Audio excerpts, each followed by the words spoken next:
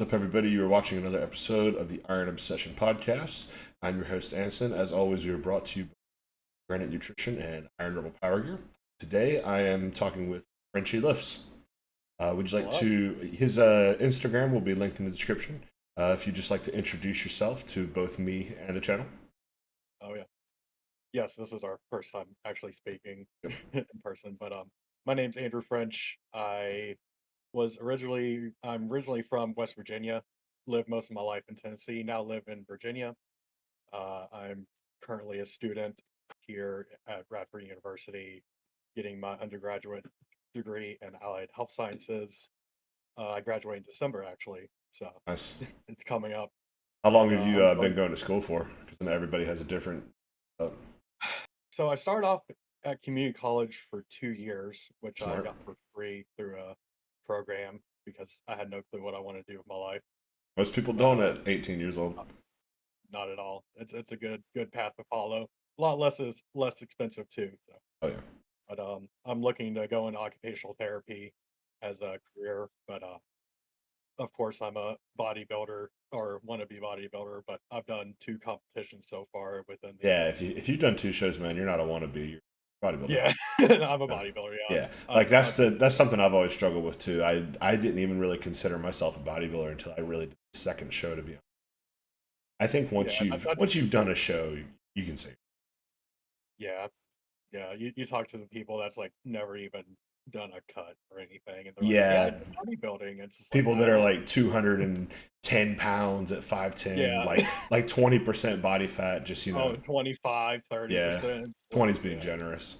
Yeah, yeah, it's an interesting time, right? Because everybody wants to be a bodybuilder, wants to lift like a bodybuilder.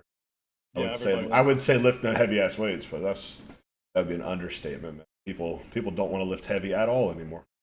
Oh, not even work hard. I mean, Oh yeah, you see people get done with a set, and it's just like, oh, okay. it's like, man, we're not sniffing failure today, are we?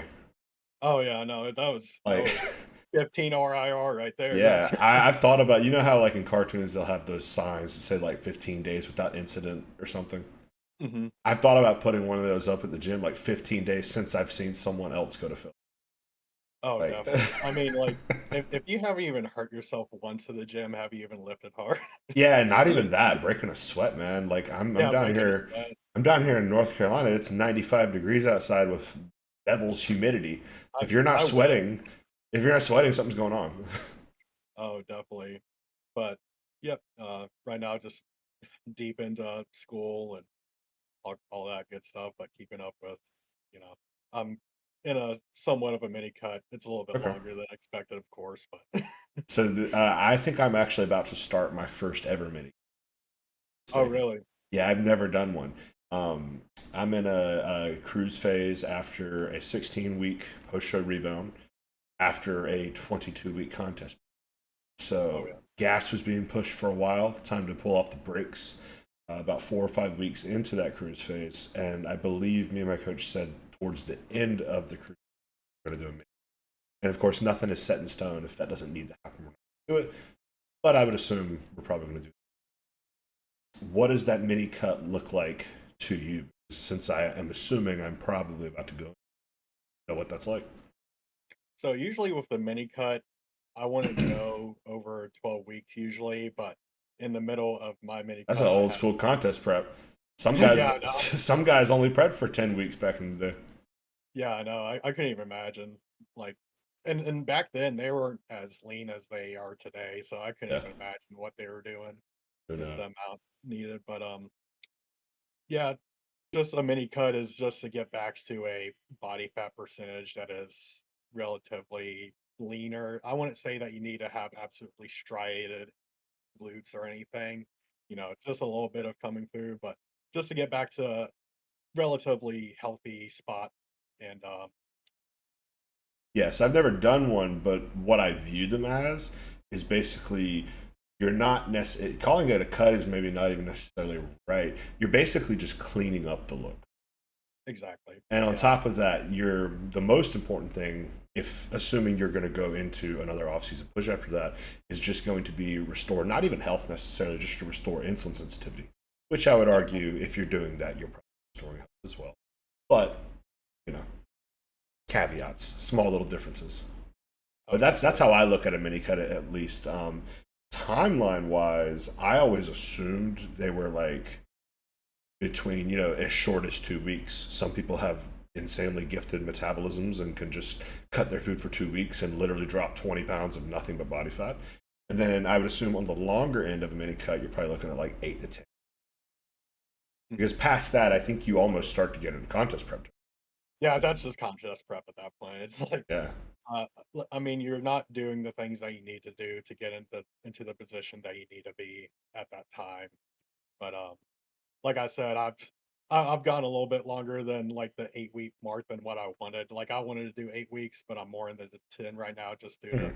things that happen. And sometimes, yeah, I was just about to say, life happens. You're in college, right? So Oh if yeah, you need to I'm turn a young. 10, yeah, if you need to turn a 10-week mini cut into a 12-week mini, or even a 14-week, that's fine. There's nothing wrong. Yeah, And you're better off just getting all of the work done from that you want to get done. Because otherwise, that's just going to take runway off of your upcoming bulk. Or call it. yeah, definitely. It's Yeah, kind of just short like term sacrifice for a more long term goal. That's what bodybuilding. oh, definitely. Yeah, definitely with like you want to have a longer off season or bulk because I mean, I always say short mini cuts or go into a contest prep. Like if you're it's either or. Yeah. So you mentioned longer bulks. What does that typically look like for you? Because I've done a full off season after my first show. I think it was either 2 or 2.5 years. Yeah. I usually say like 8 months at least. Yeah, for Like sure. I can agree with that. but like the longer it is, I always say the better because you can control food better, you can control how lean you are, body fat percentage, health markers better, rather than absolutely shoving food in for I don't know for 2 4 months. Because Yeah. I've heard of people doing like bulks for 2 months and then they just gain Yeah, and in my mind, that's mainly just body. a yeah, that's just a waste of time. Like you're not building tissue of any measurable amount in 2 months. So like But it it's takes genetically yeah. different. Yeah, I'd argue even with great genetic, like Samson Dowd is probably not. If you take him in the middle of an off season and you say, "Hey, you have 2 more months to do something," he's probably not getting too much out of that. Even with his amazing genetics, world class Yeah, physique, you're just getting glycogen. You're just getting some fullness. Definitely water can get some body retention. fat. Yeah, water retention definitely can get some body fat in that time. Hmm. The actual muscle tissue being accrued, we're probably talking about grams, not Yeah, not ounces. not pounds. Yeah, nowhere even near a pound. I'd say it depends also if the person is a competitor or not. I look at everything from a competition standpoint. So it really depends on when is your next show going to be. That's a big part of it. Like for me, I'm planning, we just had a show launch pretty close to me. All the shows that I've done so far, it's been at least a 2 or 3 hour drive. But this show that just came out this year, the Gold's Gym Classic in Raleigh, North Carolina, I believe that's what it's called. Hmm, It's something along the lines. It's hosted by the Gold Gym in Chapel Hill. Um, cool. that's about 45 minutes away from me, so Oh yeah, that's that's great. nothing. Yeah. Yeah, so I'm like, all right, I want to get in the habit of competing more often. So instead of doing another year and a half, 2 year off season, which I also didn't want for other reasons, I'm like I'm gonna do that. And I competed in May towards the end, May 24th, and I think that was like 13. I technically could have done that show this year. It would have been 13 weeks after my show, but just between coaching and figuring out my timeline and finances too, because it's not cheap doing a show. Oh no, people don't realize how freaking expensive it Oh yeah, is. I was like, we'll pull it off, give myself some more time to grow, which I wanted anyways, and then we're just gonna do it next year, 2026 August. So then that gives me, knowing that that show is set for August of 2026, that gives me the ability to actually outline a direct timeline up into that show. So for my example, my off season will be from basically May 24th this year to I could pull it up on my phone because it's outlined. I believe basically 20 weeks before like midpoint of August or so. I think that's about a year basically what it ends up being. maybe just shy of a year. That's a good amount of time. Yeah. But I would say, generally speaking, 10, 10 months plus. A year really is going to be your best bet in terms of off season, especially the younger the Mhm. person. If you're at the national level and you're in the top five of the national level, kind of in that calling for a pro card, you maybe can compete a bit more frequently, and you kind of have to as well because you got to do your qualifying show, and assuming you probably are going to win that if you're top five national level. Not only do you have to do that qualifying show, you then also have to do that national show, and maybe you go for multiple national shows to try to get that pro card.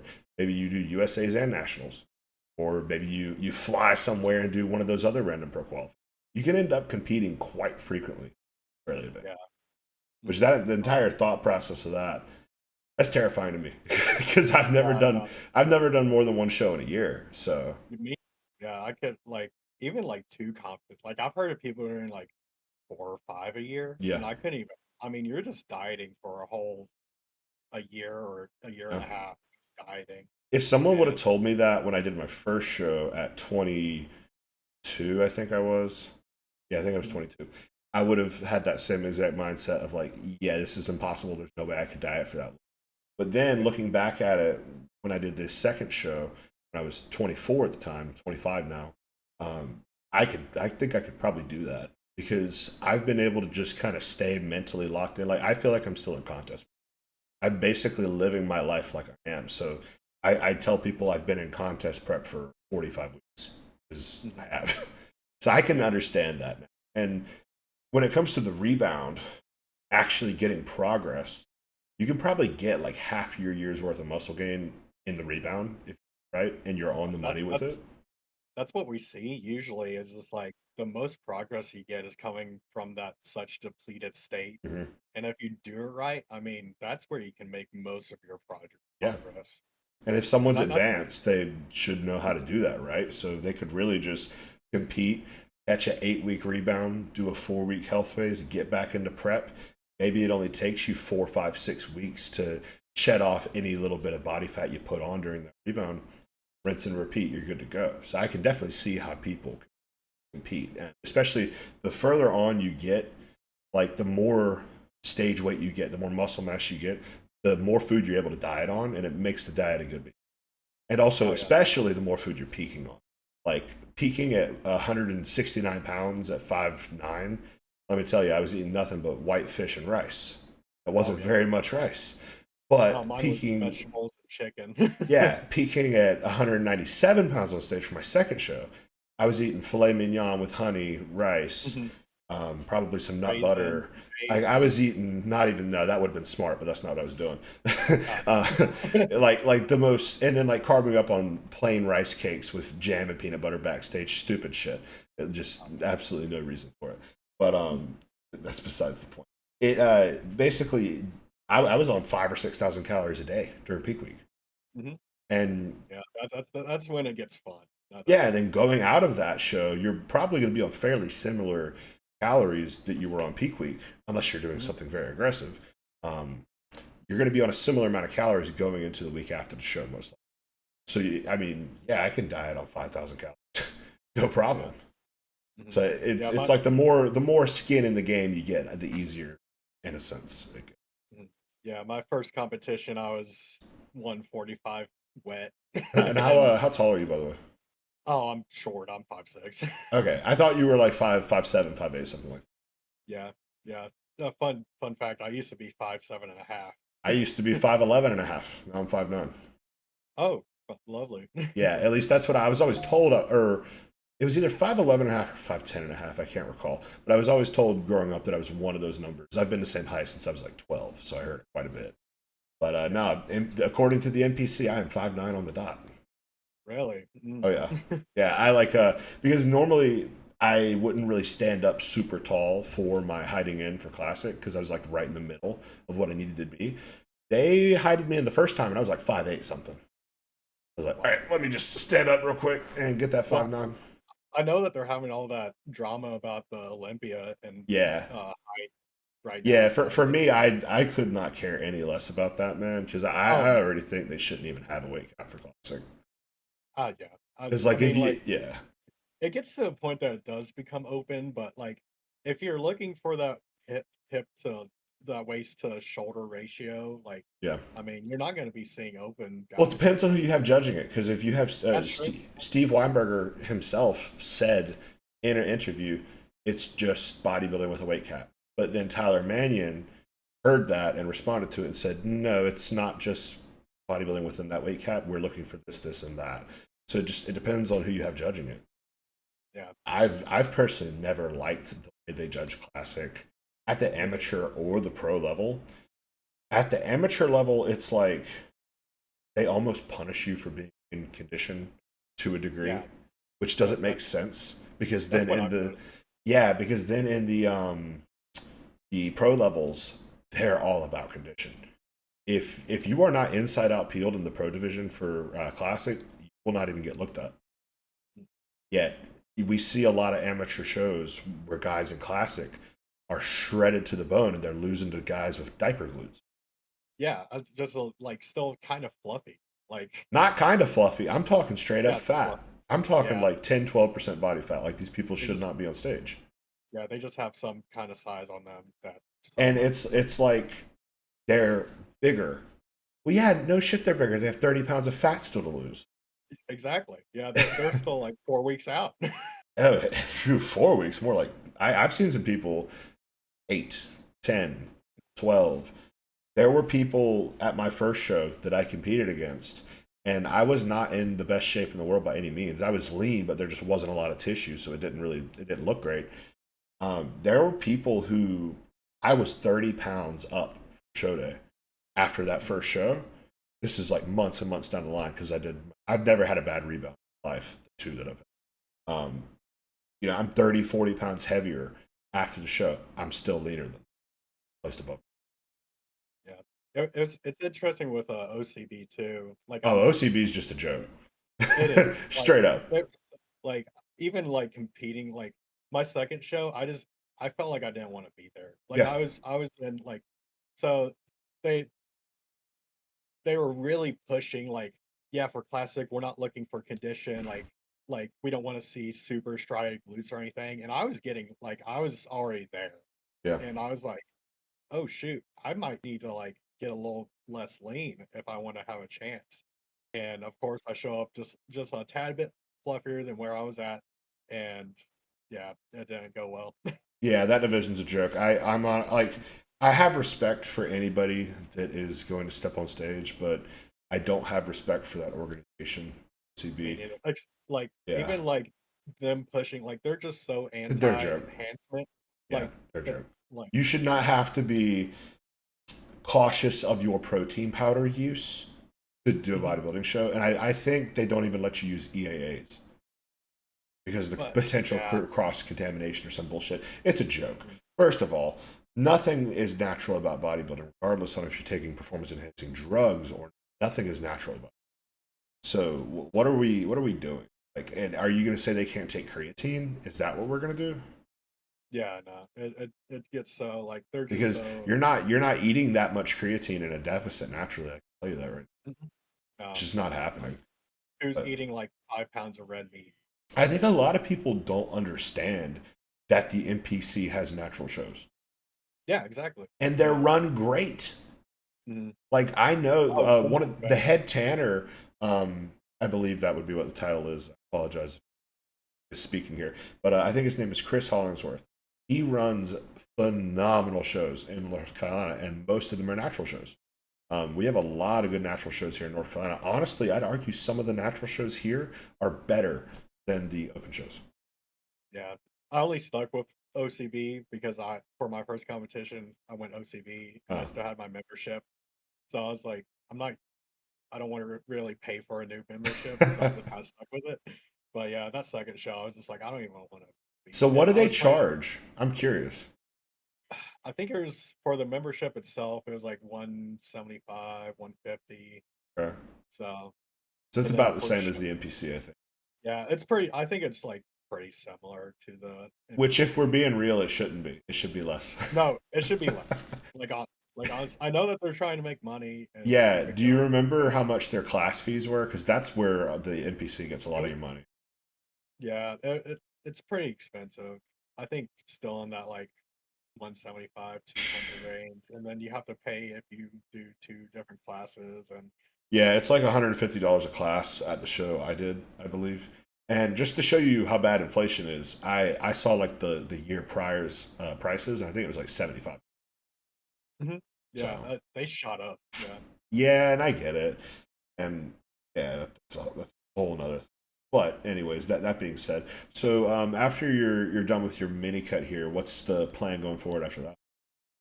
So I weigh 178 right now, Okay. and I'm gonna try to get down to 170ish, see where I'm at. I'm looking good now. Yeah, you're pretty Uh, lean. yeah, so I'm gonna over this next two check-ins, we're gonna see where I'm at, and if I'm ready, I'm gonna get back up Yeah, and are start you start working pushing with a that. coach? Yes, yes, I've been working with his name's Zach, Okay, Sally. Um, but I met him in college, and okay, we've just kind of been together ever since. So that cool, we've about 2.5 years now. So nice. Yeah, that's good. I was with my first coach, I think, a year or two. It's hard to say. That was a local guy, and then I was with another coach for over 4 years, and I just recently switched coaching. And it's yeah, so yeah, I think it's having a coach, especially in an off season, is so important. yeah, And I if think having a coach year round, 100%, I mean, especially once they get to know how your body functions and they can like adapt with you, that's you can't ask for anything better. Even if yeah. they're like not one of the big names or No, dude, and that's what I was gonna say. The big name coaches are often some of the worst people to work with, unless you're also a big. yeah, So exactly. I If you're always people ask me about coaching. Some people I've had people ask me for coaching. Say, to be honest, I don't want to coach you because like our goals are different. And mhm, then for whatever reason, they'll throw out a big name. Like I remember there's this one guy who he literally wanted to hire Hanny Rambod. This is like a 45-year-old guy who's just a gym. I wouldn't even call him a gym pro. Like this is someone who basically does CrossFit, wanting yeah, to hire Hanny Rambod. Because this is yeah, back when those Hani was like actually taking clients fairly frequently. This was maybe like 20. And I'm like, look, man, just because someone is a big name coach does not mean they're any better. It just means that they probably have a tracker.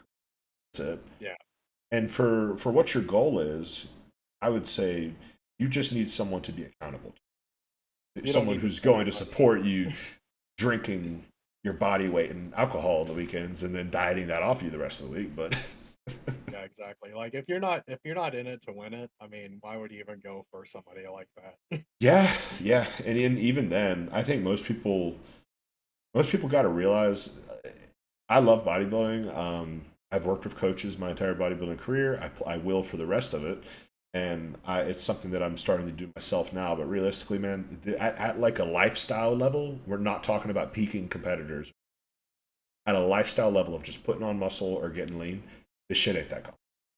It's No, really not. not at all. Like the things that we talk about, like the general population doesn't even need to worry about it. It's like, Yeah. are you somewhat eating healthy, not drinking your weight in alcohol every Uh, weekend? Um, just make sure you're not dying. Yeah, like That's pretty much and even for a lot of top coaches, that's the bulk of their clientele, lifestyle people. it. Hmm. Like Yeah, just competitors, lifestyle. you're not going to find many coaches with if they have 50 clients, not all 50 of them are going to be competitors. Probably not even half of Definitely them. If not. they have 50 clients, probably 10 competitors. Yeah, I was about to say just like 10 of them are Okay. actually competing. Because we are high maintenance as shit. That's why. Oh yeah, and like And you if you have to start be. if you get into that, of course the coach is going to be more worried about the ones competing Yeah. because they can bring in money. Oh yeah, for sure. And then you have this further separation of not just coaches who have lifestyle people and competitors.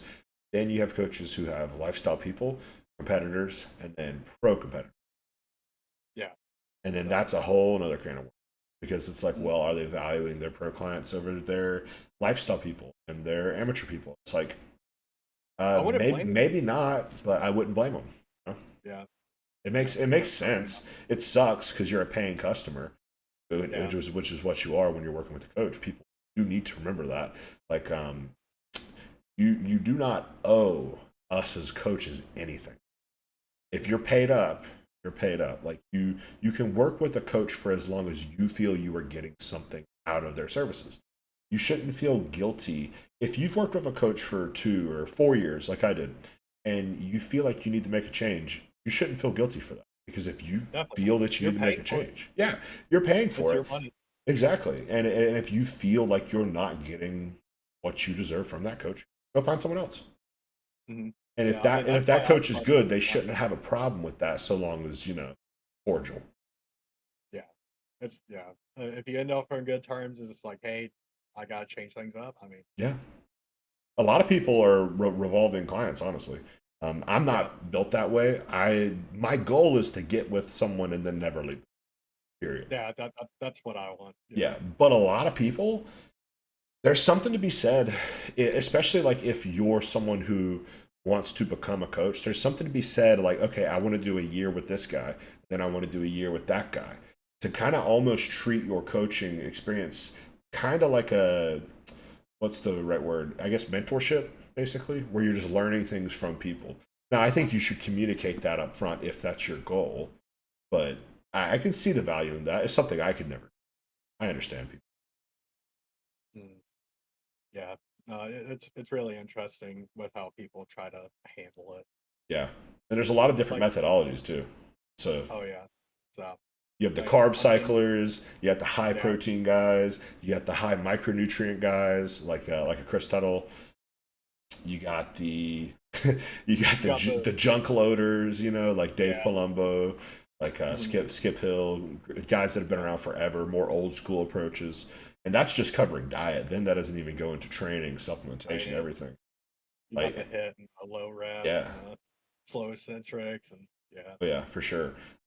What has your experience been? Speaking of slow eccentrics, how's your training evolved for the past couple of years? So I my I started off in sixth grade with middle school lifting football Mhm. junk and just trying to learn how Yeah. to move my body correctly. How many years do you think it took you to unlearn some of the bad weightlifting habits from football?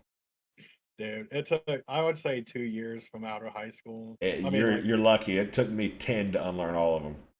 yeah, I mean, just like I mean, hypertrophy for my high school coach was 5 sets of 15 to 20 on squats, Oh yeah, and you would just like and like quarter reps probably, right? yeah, quarter. I mean, yeah, my coach was good about hitting depth Mine were properly, but not. like it was it was load up the weight, hit depth, but form is relatively good, Yeah. but nothing like how it is today. Yeah, if you But ask my football coach, I was squatting 5 plates in high school. You ask anybody with a pair of eyeballs that work and can see depth from the side, I wasn't squatting fuck. oh yeah, no, you were Oh, it was should have just quarter been quarter. squat one Yeah, one I'm not, plate. I'm not built to squat. So No, you kind of started out more with like the barbell, dumbbell, meat and potato mhm, classics? yeah, power clean, squats, Ugh, bench. power clean That's is a where dirty word to me. I hate that oh, word. I hate it. I was always terrible. Like no matter how, like I was always try to get the form right guy in general, Yeah, but like I just could never get it.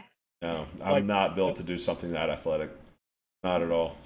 So my like I've always been weirdly strong, and it's sophomore year I squatted 475 with good Yeah. depth, bench 275, You and then said I you were got like 5'6", right? yeah 5'6". Yeah, Well, that I back can then imagine back then it was exactly. yeah, but, I actually going into my junior year, I had a pretty serious back injury Huh? that I shrunk from. Oh So wow. I broke yeah, I chipped off a piece of my L3 vertebrae, one of the spinous processes, so I still have back issues, but Yeah. it's a How lot does that better than affect your what training on a daily to weekly basis? I mean, I have to constantly make sure my core's tight. I can't have any downward load on my spine, so a lot No of leg axial loading, like tilting, no no back no axle, squats. no back squat, no like crazy hinging movements. Like I can do RDLs, but like good mornings are another question. Like I won't even do good mornings in Yeah. general, but Does like a any hack squat? what's that? How does a hack squat affect it? I can't do hack squat. It bothers me too Sucks. much. Yeah, I know. Like like it's hard to find an actual good hack squat machine in general, but like Yeah. I've been to plenty of gyms that they've had a really good hack squat, and I just keep looking. I'm like, I can't do it. You've It not hurts found my like feelings. you've not found a single one where that loading profile is just off of your back enough. Yeah, I mean, I would have to be almost laying down for it to What like. about a belt squat? Because then isn't that going to load the hips instead? So I can do Belt belt squats. squat. Yeah. I it's not in my program right now, but it has been in my program, and I saw a lot of benefits from it, Yeah. and I had no crazy issues or anything. Yeah. Honestly, Uh, though, man, as long as you're able to do leg press, leg extension, a hamstring curl, that's the meat and you potatoes. don't You need can much. make that all work. Now, for someone like me who particularly has weak glutes, I need a hip thrust. I need a good morning. I need a RDL, stuff like that. But if you're pretty evenly developed, which from what I saw, I didn't see any like glaring weaknesses on your legs. It looks like they're all, your hamstrings, your quads are kind of all evenly symmetrical, right? Like you don't have one stuck out. But yeah, I'm blessed with the genetics of symmetry. Like, there's not one body part that sticks out more than the other That's good. at all. Yeah. So So then if you yeah. just, the leg press is going to hit almost all of what you need to hit there, and then you just further isolate it. Mhm. Yeah, and luckily the gym at the university I go to, the leg press is really good. It's a hammer strength. I think that Um, might be the same one I have. I have a hammer. yeah, I think Is it the so. one where it's got the big black platform where it kind of goes like that into a V? It's got the two different pins to load weight onto. Yeah, Okay, yeah, yeah. I love that leg press personally. I've it heard feels some so good. people. Yeah, it can be a little ego-y if you let it because it's really easy to load shit out of it. But Yeah, just so long as you're conscious of that. yeah. So then, I, obviously, your back issue is going to affect your leg training there. But I think you've made out pretty good with it, all things considered. How does it it's affect taken your a lot of back learning. training? Nothing really. I mean, Okay. I just do a lot of rows, pull downs, So pull you're ups. still able to do like bent over rows off the floor. Yeah, pretty much. Okay, yeah. So that's not gonna. If you're able to do those, you can do anything. I always have, so I call it my actual lifting belt and then my old man back brace. Um, Yeah, so I on saw like that. yeah, so like on movements that you see me wearing my old man back brace, I've probably hurt myself on that movement before. And it's not even like it's extra supporting me. It's more for me to remind myself to not do something stupid. That's fair. So Somebody's- yeah, I'll be like doing rows or something, and like I'll hyperextend my back a little bit, and then I'll tweak my back. Uh, And yeah, so if you see me on a movement that, I mean, I would even judge myself. It's like, why would you even wear a belt on that exercise? well, yeah. So going into that, with the topic of back issues, you probably are way more familiar with like the actual terminology on like the spinal discs and stuff. I don't know what they're called. All I know is towards the lower portion of my spine, you have your spinal columns, right, where your spinal discs are all stacked up like this, like plates, basically.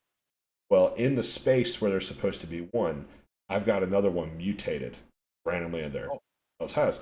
So my lower back will constantly just be kind of irritated. I was yeah, born with kind it. of, Yeah, yeah, so it's not like there was a time in my life where I didn't have it. So it's just all I know. But if I wake up a morning, I'm like, my lower back's a little tight. I'm gonna be safe here, and I'll wear my belt. Which means if it's a push day where you really don't need to wear a belt, I might be wearing my belt.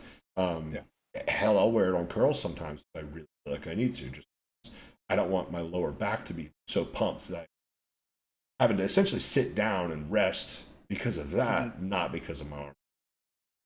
yeah, definitely. I mean, just with like anything with the back, once something's off with it, it'll always be weird. Yeah, And you'll, I call it good back days and bad back days. Like some days I'm perfect, I have no pain, I have no sciatic nerve pain issues or anything. And then some days it's like, oh, it hurts to like walk. yeah. And So, that's the thing. For me, mine does not get aggravated lifting. I don't think mm, I've ever tweaked at lifting. You know, it gets tweaked from walking, standing, walk. Mhm. sitting, anything, sleeping. Like if I slept on it wrong, anything except for lifting weights is how I will hurt myself. Yeah, I have to sleep in a really specific way with Oh, like dude, a pillow I got eight thing. pillows. Yeah. Oh, my Yeah, girlfriend gets mad. I have like 12 pillows around yep. me for she's like, "You don't need those." I'm like, Oh, I do. I think I do. Yeah, I I do. do. It's either this or I'm buying the $800 pillow system where it's got like a attachment and different loops on it, and you do not want that. No, definitely not. I'll stick with my 12 Walmart pillows. It's hard to find a nice pillow, but I actually think that can affect recovery a lot. Just having a good, Mhm. and it Oh sucks yeah, that we got to spend so much money on stuff like that. Just having a yeah, background of injury, but it can make a difference. Having a nice pillow to prop underneath your lower back or in between your legs or your shoulder up on or anything like that, it can make a world of difference. yeah. Like I'm a really bad side sleeper, so like I'll Yep. sleep on my arm like this, and the Yep. next day it's numb. Oh, dude, I'll get carpal tunnel if I do that. I can't. Oh yeah, I just have to. If there's any growth in the picture at all, what I have to do is I have one of those pillows where it literally has a hole and you can slide your arm through. I'll do that. Otherwise, my arm is waking me up at 2 in the morning. Not yeah, having that. yeah. But just with my injury, my lower back is just relative. Like it's gotten so much better, but it was so unstable for a long time. Like I would be lifting, and then it felt like my spine would do this real quick, and then like that like this part isn't hurting. It's the nerves around it, Yeah. and then it shoots down my leg, and like I just like I can hardly walk the next week. So Do you have to change your split based around something like that, or do you just like grunt I through it? mean it's I just don't go to the gym. I can't. Okay. I mean I it, it's still learning, but I have to do a mental switch of like this is recovery now. Like I am getting like I can go to the gym and be hurt for 3 weeks and not Yep. really get anything from those 3 weeks, or Yeah. I could take a week off and get back to baseline and then hit it hard the next week. Yeah. So I'm actually experiencing that right now. Mm, I've never, I guess, up until switching coaches and working with my new coach, I guess I have never trained hard enough or accurately enough. I've always been a very high volume trainer, so I'm sure that's a part of it. To the point of ever really feeling any fatigue, and especially to the point of needing to do like a deload or a week off. But I'm there now, apparently, yeah, because my deloads are when I get hurt. yeah, like basically last week was okay, but I was starting to notice a little bit of sleep disruption, which is, not abnormal. Nobody sleeps perfectly, and I've always had on and off troubles my whole life, basically allergies, stuff like that. Pick it up. But I started to notice a little bit of degradation in sleep, which I'm like, okay, I'll keep an eye on this. It's nothing crazy. I'm still getting like 7, 8 hours. It's just not the quality that I'm used to. So I go to the gym on Monday. My workout is lined out like this. I have 2 sets of the adduction machine, 3 sets of leg extensions, 2 sets leg press. Then I do one drop set, one triple drop set, top set, drop, drop, hack squat. Then I do some other stuff and I'm done. So I upload to my story because I was so mentally fatigued and tired and just not having it. I didn't even bother to make a post. I just uploaded it to my story. I upload that set of hack squat and I get feedback from my coach on how the set was just not what we would want in terms of typical quality. Too much pausing at the top, stuff like that. And I'm like, you know what? I should probably explain how I was feeling. So I did, and I'm really bad about giving feedback or stuff like that because I just want to be tough and push through it. But for whatever reason, I was like, maybe this is actually important. I mentioned by the time I was at my first or second set that I had completed on leg extensions, coach, I was just destroyed, like Mm, to a crazy degree. And he's like, okay, that makes sense. Let's pull intensifiers, which at that point was that drop set. And we had already pulled back a bit. In the push up phase, I was doing a drop set on my first leg day and then a rest pause set on my second leg day. But then we had made it to where, okay, you're just going to do one, cycle through them every other. So from that feedback I gave him, he's like, all right, we're just going to pull all the intensifiers and drop your leg sets. If it's anything more than 3, drop it all to 2. So if I had 4 sets, dropped it to 2. 3 sets, dropped it to 2. Stuff like that. And I was like, all right, good. Let's do it. Sounds good. But then I was talking in a group chat with Steve and Dan. And I was mentioning some things, kind of talking out loud. We'll send voice notes. It's like we're doing a whole nother podcast in our group chat sometimes. And it kind of, our conversation had made me realize, oh, you know what? I should probably mention my sleep. And I had one night where I got like 4 hours of sleep, which is super abnormal. For example, last night I got 9.5. The night before that I got 10. So I was like, yeah, coach, also my sleep has been disrupted. I'm feeling X, Y, and Z. He's like, okay, so now what we're going to do is you're going to take tomorrow off the gym. Like, okay, that's going to suck, but I'm going to do it because I like to train.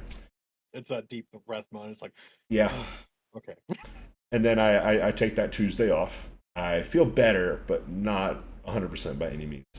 And then I upload my Wednesday workout, and he sees it, and we talk a bit back and forth. And he's like, okay, you know what? Now you're just going to take the rest of the week off. I want you to get a nice, basically take your wife out to dinner, and then take her out for breakfast on Sunday, and then, gave me some outlines for what to do with my diet and stuff like that. And man, it's a mind fuck for me right now to think that I've got 4 days of rest because I cannot tell you the last time I took this much time off the gym. But Exactly. all that being said, I finally train hard enough now to where I can actually tell that I need that. So while I do want to train, I'm good right now. Like Yeah. I think I'm that's I'm where at you make peace the with most it. progress. Yeah.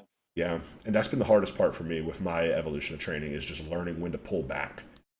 hmm Yeah. Starting off, I was always at like 7 days a week Oh yeah, for back in high school. 4 or 5 sets.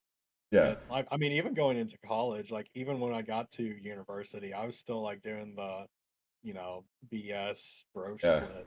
And Tell me how this I sounds. really You probably have done something similar. 7 days a week of weight training, but Mhm. you're doing your AM stuff for football. You're doing probably a weightlifting session at school for football. Then you're doing football practice. Then after football practice, you're going to train it with weights. That's your weekly session for the 7 days. Then afterwards, you're going to like jujitsu class. That was me in high school. Yeah, So that like was that five was workouts that in was a me day. junior year. Yeah. Yeah. Yeah, I went from 208 to 180 throughout my junior year because I was morning lifting. I had gym right after. I had football practice, like a 3-hour football practice at the end. Lifted some more, and and then did shot put. Yeah. And I was a nervous wreck in high school, so like I Same. wasn't eating either. Well, yeah. Well, my problem is I was eating. It was just all garbage. Oh yeah, it was just. It I was mean, like Bojangles when and I did protein eat, it was like, shakes. yeah, it was chocolate milk and the cheese danishes. Yeah, yeah, honey buns, stuff like that. Honey And buns, yeah. the amount of money, which this is back in if I was in high school, this is back in like before 2019. So Mhm. it was still kind of cheap-ish to eat out, but man, I was still probably spending like $100 some days. Yeah. Just absurdity. Luckily, I didn't have money to eat out, but I still had money for the danishes and Yeah, yeah. grocery store food and the occasional Subway. Oh, dude. Oh, Subway. Subway was part of my religion in college. Yeah, I you would could take walk a. around.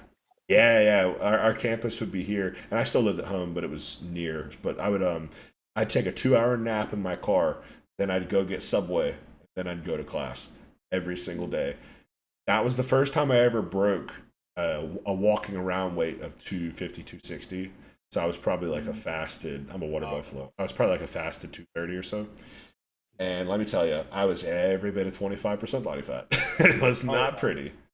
Oh, I was there. Yeah, out of high school, like it was COVID. No gyms were open. I mean, I stopped weighing myself at 250. Oh, So, wow. Oh, and yeah, at I was five bad. six, at 5'6", At that's 5, crazy. yeah. I wouldn't be surprised if I got up to 265, honestly. But like, Wow. that's when I like really looked at myself, and that's kind of like I don't know. I started watching Alex Eubanks and all of them, and I was like, I'm kind of bad. So that, and then of course I just started running Yeah. and dropped all kinds of weight. Yeah. It was definitely getting to eating disorder territory, but I mean, yeah, I mean that's usually how we all start off in Oh, general. yeah. Yeah, yeah. Everybody either starts off practically morbidly obese or thin as a rail. One of the two. Oh yeah, exactly. Or, yeah, you I've can never be in really my talked to somebody situation that was like, and do both. I've been 115 pounds and I've been that bulked up fat blob, benching a "Mm." lot, but looking like, Yeah, growing up I was a twig, and then it's kind of like this for me. Like yep. growing up I was a twig, and then I got pretty heavy, and then I was a twig again, and then I got really fat. Yeah, I think they call that yo-yo dieting. Yeah, yeah, pretty much. But it's not like I was dieting. I was just like Yeah, living life. yeah, But yeah, yeah. We all have different yo-yo like dieting is start like a points, big but problem too. Mm. yeah, we all have different start points of how we get into the sport or the lifestyle in general. And it's funny because it kind of seems like we all have a lot of these similarities. It's like somebody in some direction, whether that be they started out really skinny, they ended up getting really fat somehow, or the other way around. It's like everybody has these stories kind of yo.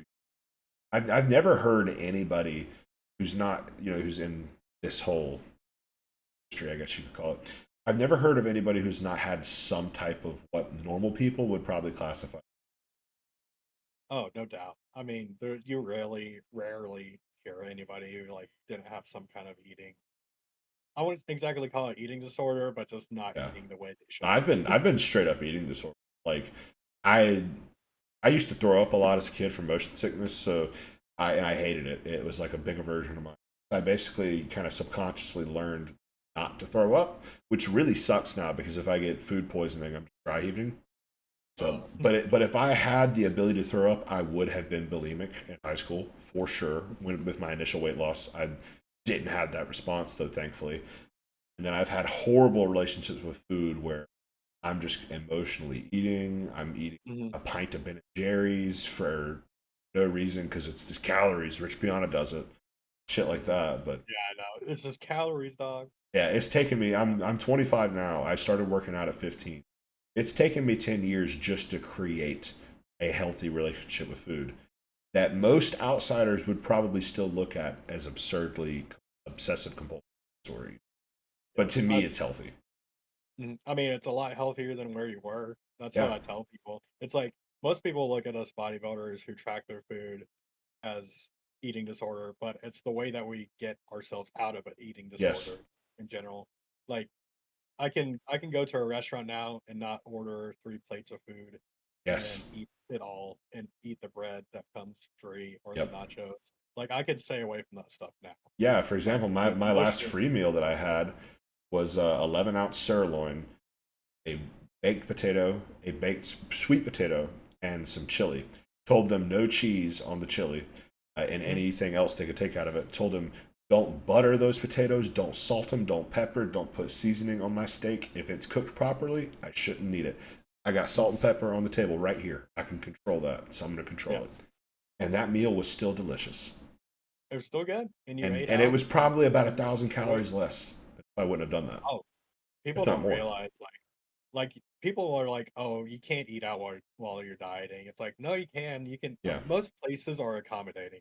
Like if you're Yeah. really polite about it and not an asshole, like they'll Yeah. probably get it the way that you want it. And it depends too, right? Like, so if we're doing a bodybuilding contest prep, there's absolutely no situation where someone should be eating.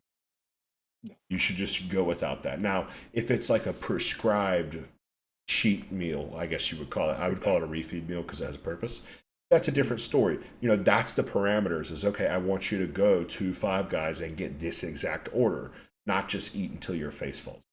That type. Exactly. Like go like when when I'm in off season, I kind of like allow myself to go Yeah. out to eat wherever I want. Yeah. Like I'll still choose a healthier option, but I'll have a little bit of fun with it. But in Yeah. prep, it's like some Japanese steakhouse that's rice and chicken, Outback Steakhouse, Texas Roadhouse, Yeah. you know, And even then, some I'm so neurotic that I would not even trust. I know that those are good. Like the place I was just talking about was Outback. They're very good about altering your. I would there. I would consider, even if let's say on my diet I'm supposed to have 200 grams of chicken, 200 grams of rice, 200 grams of vegetables. If I go to Outback and I get that exact order and I tell them not to put anything on it, I'm still counting that as a cheat meal. It's not right. Mhm. So Yeah, that's that's the difference, definitely is I would say. But if you're allowed a like a cheat meal or a refeed meal, those are great places to do it. yeah. It's like I usually save it for special Yeah. occasions, like if it's somebody's birthday or something like that, like Oh yeah. something significant that's like, or you have a anniversary. Like, of course, go eat out unless you're like a week out. Like, I do something. was yeah. On that topic, my first contest prep was during my wedding and my honeymoon. Wow, I could Yeah, not imagine I that. had tilapia, rice, and green beans on my wedding night. I mean, respect. And let me tell you, man, it sucked at the time, but I Mhm. am so happy I did that now because forever Yeah. go. First of all, it's a great story I have to tell. It's funny, Mhm. and then second of all, the second contest prep, and I'm sure all the other ones that I do in the future, have forever been made easier.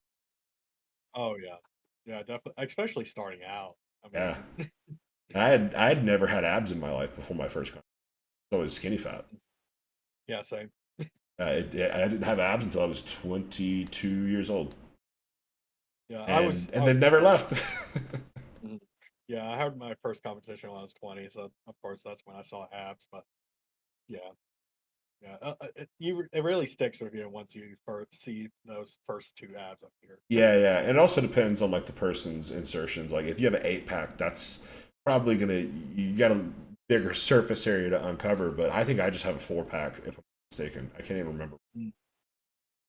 I've not like done any posing practice in almost a week now. Which I'm normally posing every single just with the amount of off time.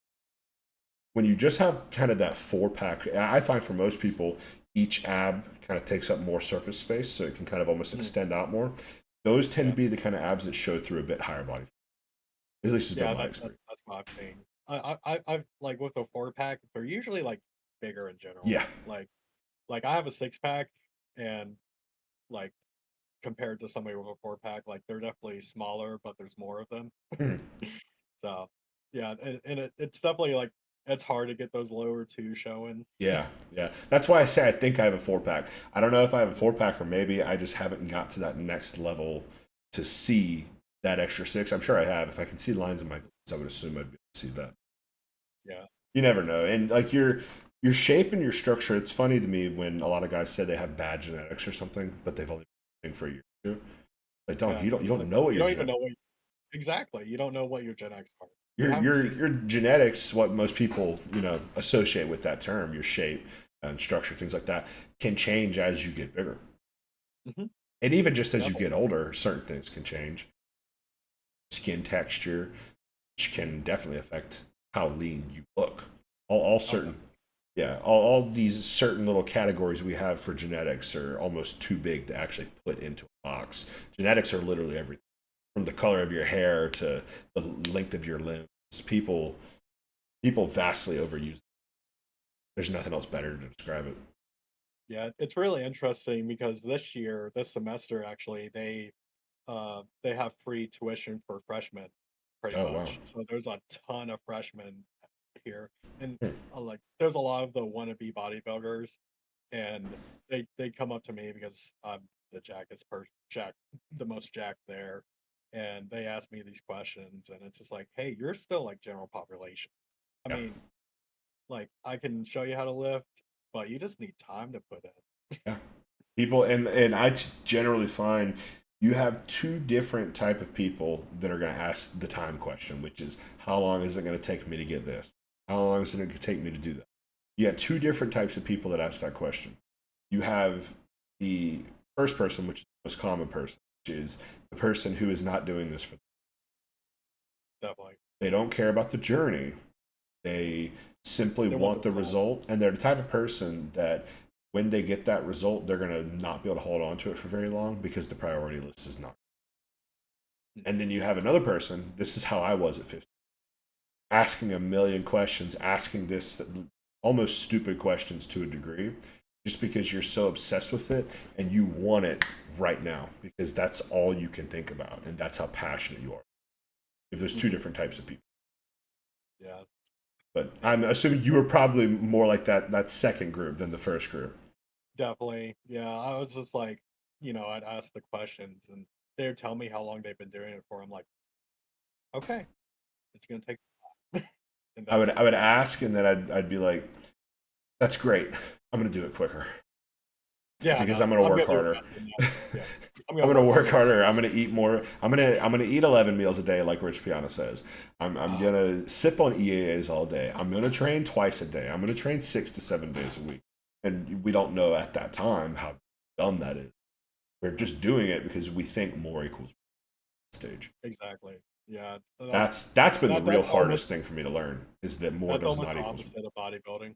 Yeah, to a degree, it depends. Certain people respond differently to certain types of things, but I would argue for most people, that's the case. Yeah, like You have a certain, I've never really met anybody who's been able to train themselves into the ground and get to the spot where they need to. yeah. I've never met somebody who bench presses 6 days a week that has a good chest either. Yeah, me neither. Yeah. I don't know why. It's so common. You see people bench pressing every single day of the week or every single day that they're in there. What's the thing they all have in common? Shitty chest, shitty arms, normally fat, and Yeah. they're not even hardly benching their body weight. Mm. And they say that they're doing powerlifting. Yeah, yet they've never done a powerlifting comp and they Yeah, I've never never will because their never ass even is had flying to. off of the bench and they're getting 4 red lights before the bar even touches their chest, yet they're somehow a powerlifter. Yeah, exactly. It's insane. That's probably about 25% of my gym clients. Yeah. It's just people. Mhm. I I've lost the desire to even correct that behavior. It's like, all right, I know. you'll learn when you tear pec. You'll learn when you Yeah. tear a rotator cuff. Hmm. Is Yeah, what it no doubt. is. And then they'll go in the next week and do it again. Yeah, I mean, there's this one kid at my gym who literally bench presses to the point, and this kid is maybe like 200 pounds, has been benching 275 for one for the past 7 years that I've been there. Yeah. And sometimes he will bench press to the point of having to wear a shoulder sling. Hmm. And when you see him bench press, it's crooked. You know what I mean? Like that shoulder is vulnerable. Yeah. Hmm. Yet for some reason benches every single day. He's a Yeah. nice kid, so like I want to try to help, but Yeah. at the same time, man, if you can't see that this is causing problems, it's not worth it. Yeah, I know. It's just like No point potentially upsetting someone just to try to explain to a blind man what a force. yeah, and it's like they won't even learn from it. Well, Yeah, it's hard to watch. I mean, yeah, there's plenty of those at my gym, and yeah. Speaking of categories, you got two distinct categories, is what I would say. You got that group, which is stubborn to a fault and almost ignorance, and then you have another group where they're almost too focused on collecting knowledge and they let it cripple them. Mhm. Science based. Yeah, like definitely. Like I mean, there's like different areas of the science space. Like I would definitely say I'm more of the science based lifting, but I think if I you actually sat you down and still have like, to lift freaking yeah, hard. I think if you sat down here for another hour and like step by step broke down your training to me, I would say you're not science based. You're a bodybuilder. Yeah, probably. Like, Yeah. yeah, because and a lot of these science based kids that are doing the for lack of a better term, just the gay shit with these cuffs where they're like doing all this where it literally looks like they're jacking off the cable machine. A lot of Yeah. these guys are not actually science based, dogma based, study Yeah. based. Hmm. They're study based because actual science requires observation. It Hmm. requires, anecdotal data is still data. It requires data collection. And Hmm. these people completely ignore this vast swath of data coming from because it's not necessarily behind a study. Yet we see time and time again where bodybuilders are regularly 10 plus years ahead of these studies. I mean, back in 2005, before me and you may have not, how old are you? You may have not even been alive in 2005. I was born 2003, so Okay, yeah, 2 yeah, yeah. So I years. was born in 2000. So I was only 5. You were only like 2. Mm. Back in this time, I believe, maybe a couple of years later, uh, people like Dante Trudell were already talking about the benefits of loaded stretching. And Yeah. I believe they didn't even, confirm that as being credible within the scientific weightlifting community up until just a couple of years ago, or maybe Yeah, even this I mean, year. it's still relatively new. I Yeah, mean, yeah, I think 2 years ago was when it actually like the slow eccentrics and the stretching part yeah, really came popular. yeah. And look, I'm all about that. I love a slow eccentric. Like, man, slow, deliberate negatives have changed leg training. It's taken me 10 Same years here. to find them, but now that I've found them, I'm never leaving. Like that is, I will always do full range of motion or bust. I will always do slow eccentrics. Like that's my leg training from here forward. Mhm. And this goes into another point of look at the science-based lifting community, right? Let's not just look at these dumb kids on TikTok. Let's look at like the big names behind it. Let's look at guys like Mike Israetel. Okay, Yeah. your body is absolutely your body of work when it comes to your methodologies for weightlifting. I would say if somebody's telling me how to grow big arms yet they have 12-inch arms, I'm not going to listen to what they say. So with someone like Mike Israetel, look at his lower body. He's got a pretty decent set of legs, all things considered. You compare it to the rest of them. So I could say, okay, maybe some of this stuff works for legs. But then we look at basically everything else. I would, other than chest, I would say he's got an okay chest. He has a decent chest. Yeah. Yeah. So like, okay, let's kind of take here from what we can. Maybe we can pull some things from this leg training. I ain't gonna listen to a damn word this man says on arm training, shoulder training, back training. None of it. And people have lost that sense of being able to take information from something. It's like now you either have to fully be a part of a camp or nothing. It's all or nothing Yeah. on the data. Yeah. I mean that's when bodybuilding becomes corrupt. Is Yeah. when you start getting into these categories. Like lifting itself is so individual. Like there's some movements that don't work for me that might work great for you. Yeah. And that's good. And we all have our nagging injuries and just movements that don't feel good. Yeah. And it's futile to try to do those moves. Like I battled this for a decade, dude.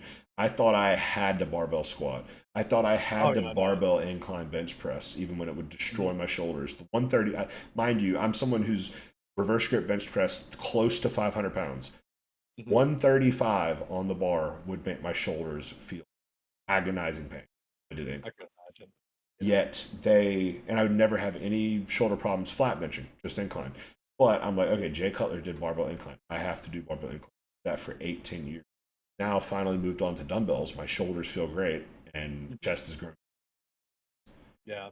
There It's is no movement you have to do. hmm Yeah, and there's just so many different ways of attack for hitting that certain thing. Like, I mean, yeah, like you said, moving the dumbbells just fixed it right up. Yeah, is there anything else that your lower back injury has kind of made you had to think about your training or reassess? It might sound weird to say, but breathing in general, like during the exercise, is Oh a yeah. big part of it Oh, that's because something I've just learned personally is like kind of bracing with breath on a hack squat. mhm, like actually learning how to properly brace and inhale and exhale when you need to. I mean, that can change. I mean, that can make two like 315 feel like 225, Absolutely. honestly. Like it changes the game so much. I mean, you're still getting the same stimulus, but Yes. it just feels 10 times. And if anything, we almost want to try to get more stimulus out of less weight than the other way around. Exactly. And that I took me tell people, years to learn. yeah, I tell people all the time, I wish I wasn't as strong as I am. Like I wish I could be leg pressing 315 with the same amount of stimulus, but no, I have to leg press 700 pounds to get the stimulus I need. Yeah. And your body doesn't care that that's what it needs. It just knows that's what it That's what it needs. needs. Yeah. Yeah, exactly. Like Yeah. if I It don't, could. Yeah. yeah, like I wish didn't have to load up all these plates. Don't get Oh, me. I yeah. wish I didn't have to take plates away from other people, Yeah. but I mean, it's just what I need. Yeah. And you're not going to get weaker with time. No, That's for sure. So yeah, I mean, it's like just it's this only up from continual. here. Yeah. And that's the thing with progressive overload is it's not just the weight on the bar, but that does need to be a part of it, of course. But it's about what's the quality of your reps. That's been something so big that I've learned over the course of this rebound going this health phase is I would argue one good rep matters more than set Exactly. because you have to be able to string together those good reps to actually get a good set, and then your understanding of what a good set is changes. hmm Like, Because in I the mean, past, I would do 15 shitty reps just to get to one good rep, and I'd call that a good set. Now I have a set where I have 22 reps, that's failure. All 22 of them were on point. mhm, yeah, I mean, I already said I'd rather do a 8 rep set than a 20 rep set if those 8 reps are absolutely perfect and I get the stimulus I Yeah. And it also depends on the muscle group for sure. So, need. like, you're not going to find me doing 20 reps on incline. That is wear and tear on the shoulders. It also just doesn't feel right. the lower rep range of like 6 to 12 feels really good and it feels right for a lot of pressing. But I did on the opposite when it comes to legs. Man, I don't want to do less than 12 to 15. Because it's just something about finding that pain barrier once you get into those high rep sets on legs. That's what's worked great. Yeah, I've always been a lower rep set person for legs for me, and that's what works best for me. Did you always But have like, are those one of your genetic strengths, you'd say, though? yeah, I would say it is. Yeah, that's why. Like just like heavier weight, less reps. That's always worked. I mean, Yeah. like I did leg press today. I had 7 of 13 on, and I did 9 for my first set, and Yep. 7 for my second. And So you're like the guy who, growing up in high school.